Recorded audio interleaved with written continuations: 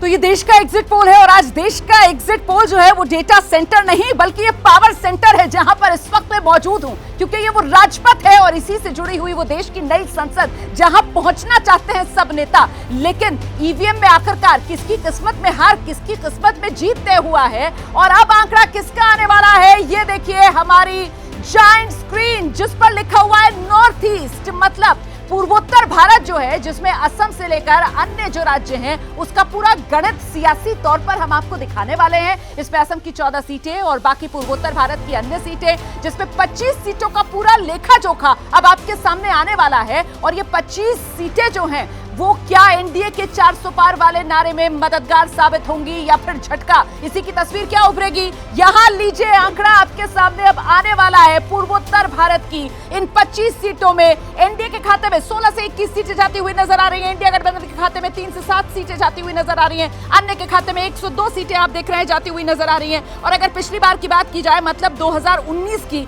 तो फिर जो माफ कीजिएगा जो सीटें हैं ये 25 नॉर्थ ईस्ट वाली सीटें, इनमें बीजेपी के खाते में 18 सीटें गई थी। इसमें असम की जो सीटें हैं 14 वो शामिल हैं। तो ये एक पूरा मुकम्मल आंकड़ा नॉर्थ ईस्ट का जो हमने आपको दिया है। श्री बिल्कुल, तो नॉर्थ ईस्ट का भी आंकड़ा आप सामने है और देखिए यहाँ पर इन 25 सीटों में जो नॉर्थ ईस्ट की 25 सीटें हैं एनडीए को यहाँ पर इनमें से 16 से 21 सीटें मिल रही दिखाई दे रही हैं। और साथ ही आपको ये भी बता दें कि असम की भी 14 सीटें इन 25 सीटों में शामिल हैं, जिनमें से यहाँ पर ये बता रहा है ये एग्जिट पोल कि 16 से 21 सीटें एनडीए को मिल रही हैं। अच्छा, असम और इन सीटों में से 10 से 12 सीटें में ऐसी हैं, 10 से 12 सीटों का ये आंकड़ा जो सीधे सीधे बीजेपी को जाता दिख रहा है। दिबांग बिल्कुल शिरीन, पर देखिए मेरे पास कुछ मैसेज भी आए हैं जो ये कह रहे हैं कि आप सारे राज्यों को जो नॉर्थ ईस्ट क्लब कर देते हैं। ये राज्य बहुत अलग अलग हैं, कई कई राज्य हैं, एक एक दो दो सीट वाले राज्य हैं। असम को छोड़ते हैं तो बाकी सारे राज्य एक एक दो दो सीट वाले हैं।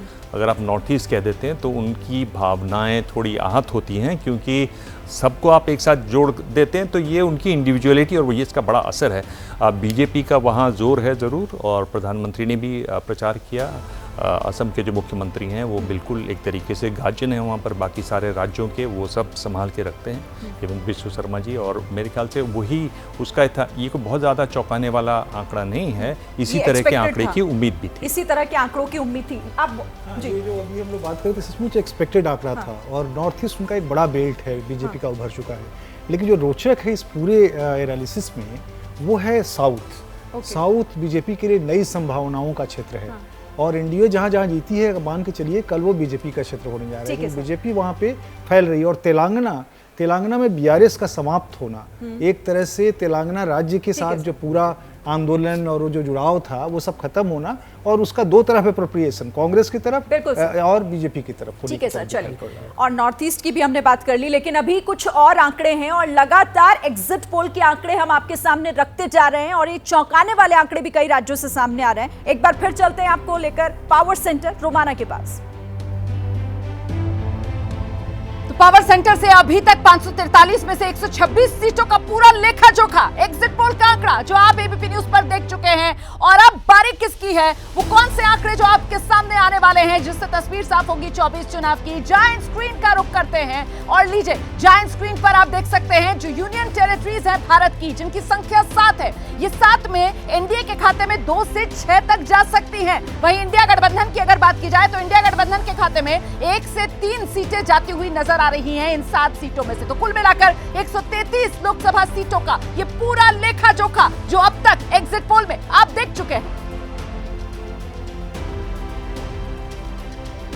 तो इस वक्त की बड़ी खबर आपको बता दें, एग्जिट पोल के आंकड़े दिखाने का सिलसिला जारी है। ये पावर सेंटर से हम आंकड़े आप तक पहुंचा रहे हैं और ऐसे में दक्षिण के कुछ राज्य जिनकी तस्वीर अभी तक आपके सामने आ चुकी है, पूर्वोत्तर भारत की आंकड़े हम आपको दिखा चुके हैं और इतना ही नहीं, हमने आपको वो तस्वीर भी दिखा दी है यूनियन टेरिटरीज की। और कुल मिलाकर इन 133 सीटों में इंडिया गठबंधन को बढ़त थोड़ी जरूर मिलती हुई नजर आ रही है, 65 से 77, लेकिन एनडीए गठबंधन बहुत पीछे नहीं है क्योंकि 47 से 66 सीटें जो हैं वो एनडीए गठबंधन के खाते में जाती हुई नजर आ रही है। और ऐसे में जो बड़ा यहाँ पर आंकड़ा एक सामने निकल कर आ रहा है, मुझे लगता है जीवीएल को उस पर रिएक्शन देना चाहिए। जीवीएल, ये जो ब्रेकअप है इन ड्यूटीज का, चंडीगढ़ की सीट बीजेपी बचाती हुई नजर आ रही है, लेकिन लद्दाख में एक सेटबैक बीजेपी को लग रहा है, लद्दाख की सीट बीजेपी के हाथ से निकल सकती है। जीवीएल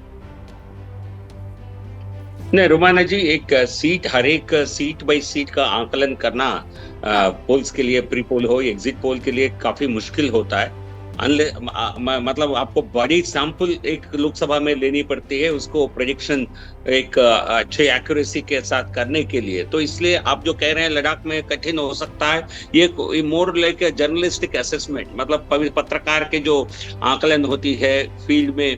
लेकिन क्या ये बीजेपी के लिए सेटबैक होगा अगर 4 जून को तस्वीर ऐसी ही रहती है? क्योंकि वो 370 वाला आंकड़ा जो बीजेपी की तरफ से अपनी जीत का दिया गया, अनुच्छेद 370 की से जोड़कर कहीं ना कहीं, और ऐसे में अगर लद्दाख में ये झटका लगता है तो फिर ये बड़ा सेटबैक बीजेपी के लिए होगा, आपको लगता है?